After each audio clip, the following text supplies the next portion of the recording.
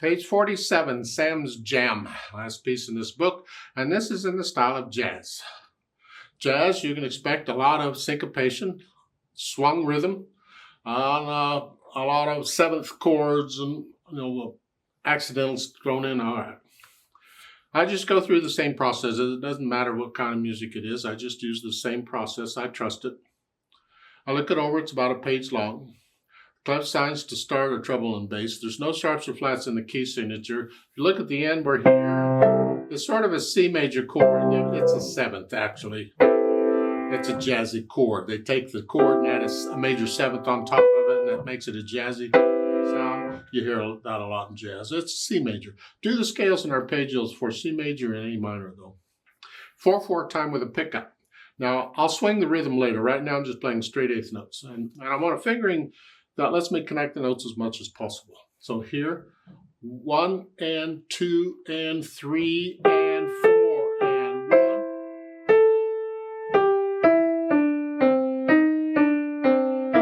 That's B flat and an E natural.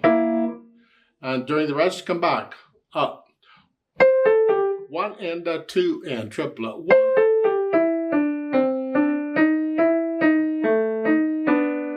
Now you can use 2/3 here if you want to, or 1/3. I don't care. You got 2 beats to come back up for measure 5. 1 and 2 and 3 and. See, beat 3 is a rest. 1 and 2 and 3 and. That's tied, and then come down. You can't lift up and do that.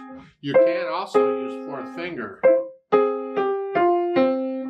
I think I would prefer to use 4th finger because it's closer. But there's nothing wrong with 5 if you'd rather. And then rest. Measure 6.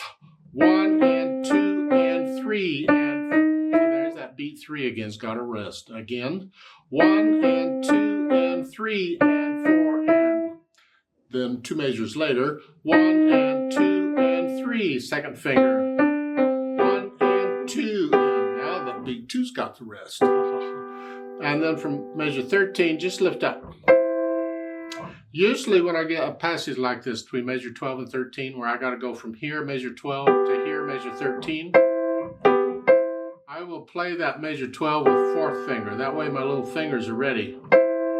Since this in measure 14, these notes are all repeated, I can change fingering on that. I can do a 4th finger for the half note, and then I'm ready to go on. However, you can use 1/5 on all of them if you want. Then, let's take a look at the last measure. We have a C, and then we have a blob. Spell out the chord if you're not sure what it is. Take it 1 note at a time from the bottom to the top. We have a G, an A, a C, and an E natural. You don't need the natural sign. It's a natural anyway. But you just had an E flat there, just making sure you play an E natural here. And that, you think, yuck. Well, again, this if I take this, put it on top, you see, it's just an A minor 7th. I don't want to get into analyzing this too much. It's just, when you get jazzy, you start improvising. Then you need to kind of understand what these chords are. The purpose of this book, this series, I don't think is to teach you so much about theory. Other books will do that, but it still helps to understand what is this chord, why is it there, and jazz uses a lot of 6th and 7th chords. Left hand, what do we got? 1, 2, 3, 4, 1 and 2 and. Now if I did a 3-1, I could do 2-5 if I wanted to. That's fine too. And 2 and 3 and 4 and 1 and 2. Now this measure 4. 1 and 2 and. 3 and 4 is rests. 1 and 2 and 3 and 4 and 1 and 2 and 3 and 4 and. The right hand will help the left hand with the rhythm because you can see how the notes line up. Okay. Let's go down to the 3rd line with measure 8. 1, 2, 3. Just connect them. 1 and 2. All right. Put the hands together. And I'll hesitate, that's okay. It's just here. And then here.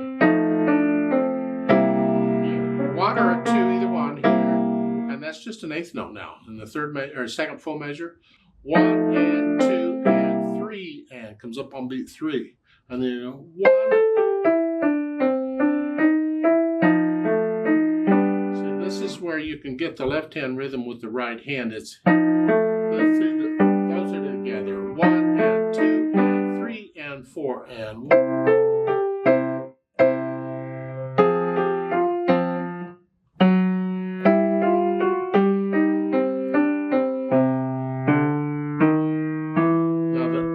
Third line, just let these quarter notes walk.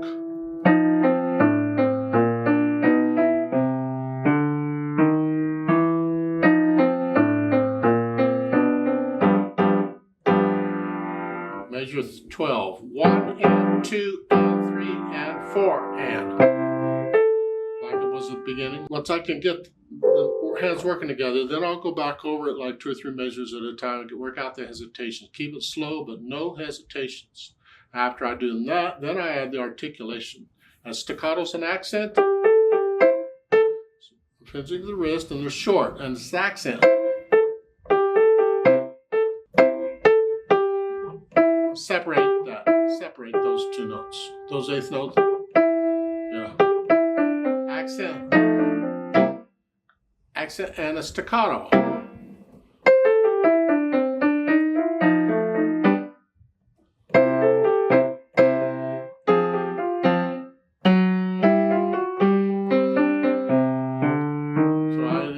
Staccatos and accents and slurs and all that stuff. And once I do that, then I'll add in the dynamics.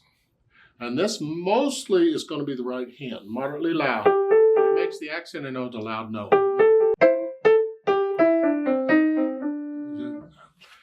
The left hand, accent staccato, keep it in the background. We want to hear the right hand. Now down on the third line, you come down. Now you're soft in the right hand, very soft in the left hand. And they want you to go up. Loud. Right hand. Now you're just moderately loud. Right hand. Yeah. You add the dynamics. No. Then in the last measure, you're loud, then the sforzando in both hands. A sforzando is the loudest accent you can have. It is a musical bang, but don't get harsh with it. Don't pound. The wrist claps a little bit. You're going down fast with a lot of weight, but let the wrist claps, and it's a staccato, so come off it. It simply wakes them up in case they fell asleep or something. I'm not sure. Now, once I have all that, I'll think about the speed. And this is where I would put it in swing rhythm, because swinging the rhythm affects the speed. You can't have really slow swing. And swing, remember, is 1 and 2 and 3. You're swinging it? Yeah.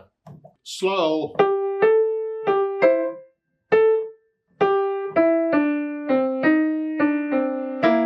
Doesn't swing, that just drags. Or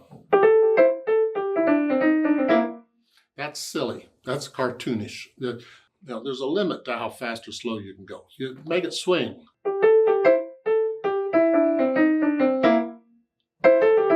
The triplet goes right into it. Ba-da-da-da-da-da-da-da. You think, well, then the swing is really just a triplet rhythm. And the answer is no, it's not. It's close, but it's not exactly. You're feeling it. It's not 1 and a 2 and a 3. It's ba-di-da-di-da. Because sometimes your short notes will be shorter than others when you feel it. But it's so close to a triplet, it flows into it. You can get there.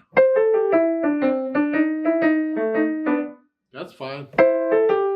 And it's all the way through. 1 and 2 and 3. Feel this all the way through. Yeah.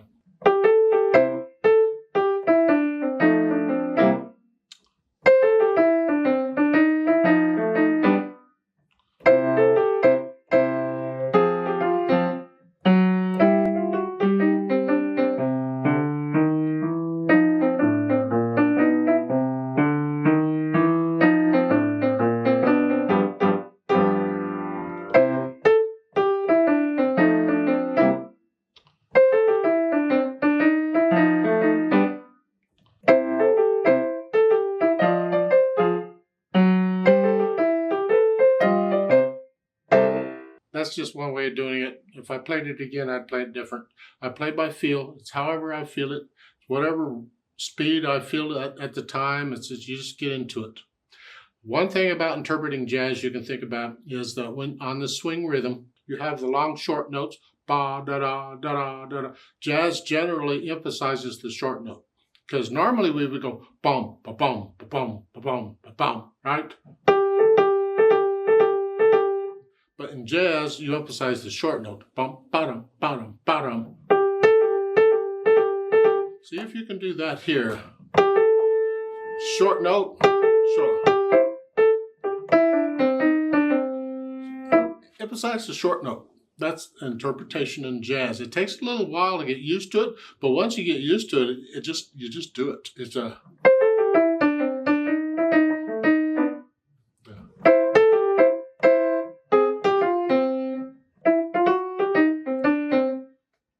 you just do it. It feels it. Jazzy. Feeling? Yeah? Okay. Yeah.